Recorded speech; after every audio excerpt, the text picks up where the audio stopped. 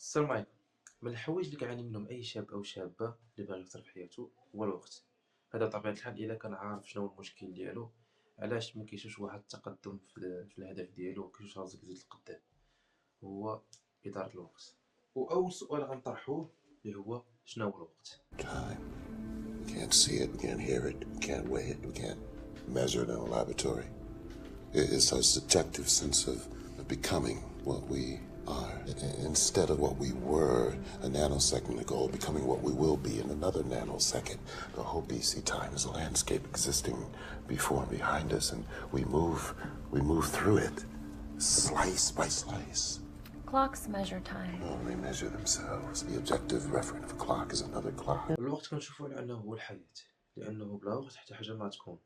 حيت الوقت عنده دخل في اي حاجه سواء كانت من الطبيعه وجميع التغيرات اللي كيوقعوا فيها. سبب العامل الرئيسي فيهم هو الوقت.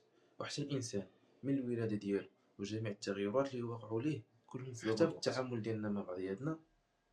الوقت عنده دخل رئيسي في هذا الشيء، يعني ان الوقت هو الوقود ديال الحياه، لانه بلا وقت الحياه ما غاديش تدوز اولا ما غتكونش كاع. اذا هادشي كنفهموا منه باللي الوقت هي اغلى حاجه عندنا في الحياه. ومن مميزات هذا الوقت هو انه الا مشى ما كيرجعش بطبيعه الحال، ما كيتساينكش. هادشي اللي طال سردوا مع الشركه اللي وحنا كبشر تفرق على كل واحد فينا 24 ساعه في النهار. دير بها اللي بغيتي، غير هو الا سالا ما عندك ما ترجع. اكثر من البنك هذا. هادشي علاش بغيت ندير هاد الفيديو، لانه انا كانسان او شاب باغي ينجح في حياته بين قوسين كيضيع عليا الوقت. وهنا كنلقى سبب، كنلقى مشكل كبير علاش ما كنشوفش راسي كنزيد لقدام. والسبب هو الوقت. يقدر يجيكم باللي راه كنبالغ في تقدير الوقت، ولكن الا كنتي كتقدر الوقت ديالك فراك كتقدر المستقبل ديالك. لانه هادشي اللي كنديرو دابا ما غيبانش الاثار ديالو دابا، يبان من بعد 5 سنين. يعني مثلا اللي كنتي كتستثمر الوقت ديالك في انك تتعلم واحد اللغه او لا تطور واحد المهاره، ما كتضيعش الوقت بزاف، فالاثار ديال هادشي اللي كدير دابا غتلقاه من بعد 5 سنين. اولا كنتي كتضيع الوقت بطبيعه الحال غتلقى الاثار ديالو من بعد 5 سنين، اللي هو تلقى راسك الدوله ما عطاتنا والو.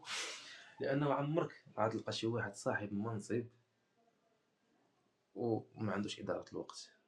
اي واحد صاحب منصب الا واداره الوقت عنده مقاده، الا القليل. كاين استثناءات وحنا ما كنقلبوش استثناءات، كنقلبوا على الاغلبيه.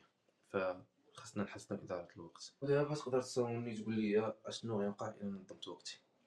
بيان سور غيوقعوا بزاف د الحوايج. اولهم غينقص عندك مستوى التشتت، يعني غتولي عارف شنو كدير، ما تبقاش دايخ. ثاني حاجه غتولي عارف قيمه راسك، لانه اولي بالك كتستثمر وقتك وكدير بزاف د الحوايج في النهار. ثالث حاجه غينقص عندك مستوى التوتر. رابع حاجه احساس بالتوازن والاستقرار. وكاين بزاف د الحوايج كل واحد يقدر يحس بهم الطريقه ديالو على حساب الدومين ديالو، على حساب هو كيفاش قاد الوقت، على حساب بزاف د الحوايج. تقدر تقول لي دابا شنو هما المهارات اللي نقدر نتعلمهم باش نولي عندي اداره الوقت؟ الصراحه ما عندك حتى شي مهارات، كل مهارات راه عندك وراك ديجا عارفهم، فانا غير جيت نذكرك بهم دابا وصافي. اول حاجه هي استعمال الزمان او جدول. حاول تقاد نهارك، رسم جدول ديالك وقاد نهارك. ونصيحه، ما تقادش نهارك بالثواني والدقائق، لانه ما غاديش تكمل. لانه كاين بزاف د الحوايج كيخرجوا لنا في النهار، كاين بزاف د الحوايج كنديروهم، يعني الا جيت تقاد استعمال الزمن ديالك بالدقيقه فراه ما غاديش تكمل. ولهذا حاول دير فترات، فتره ديال الفجر مثلا نوض نصلي فيها الفجر، نقرا فيها القران. الفتره من مورا الفجر مثلا الفطور، فتره ديال الغداء، فتره ديال هذا، يولي عندك نهارك مقاد ولكن ماشي مقسم بالثواني، لانه ما تقدر تكمل. هذه نصيحه. فدير جدول الاعمال ديالك. ثاني حاجه ترتب الاولويات ديالك، وكنقسم من 4: مهم، عاجل. عاجل هو مزروب، يعني مهم ومزروب. مهم غير عاجل تقدر تاجله، مهم تقدر دير، وهو مهم ولكن ما مزروبش تقدر ديرو غدا، بتغدا، السيمانه الجايه. وكاين مهم غير عاجل، بحال مثلا الدراري يعيطوا يقول لك سير بيجي عندنا واحد الماتش كذا، سير بي راه عارض علينا واحد خاينه كذا. هو غير مهم ولكن عاجل. فهذا تطبق المهم اللي كان عندك، وما تطبقش غتطبق العاجل المهم وما تطبقش العاجل غير مهم. ورابع حاجه هو غير مهم وغير عاجل، هذا غير ندير لك راهو محي، لانه ما عندك ما دير به، وهادو اللي يضيع لك وقتك بطبيعه الحال، بحال السكرولين في انستغرام والتيك توك سمارت فون. وإلا جيت ترتب الاولويات ديالك غيبان لك باللي راك كتزيد لقدام في الهدف ديالك. بطبيعه الحال خاص يكون عندك هدف باش تلاحظ النتائج.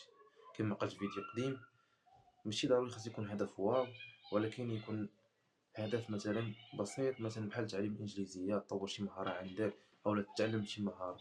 يعني تقاد وقتك ومن يكون عندك هدف تخدم عليه، يبقى راك كتزيد لقدام في الهدف ديالك.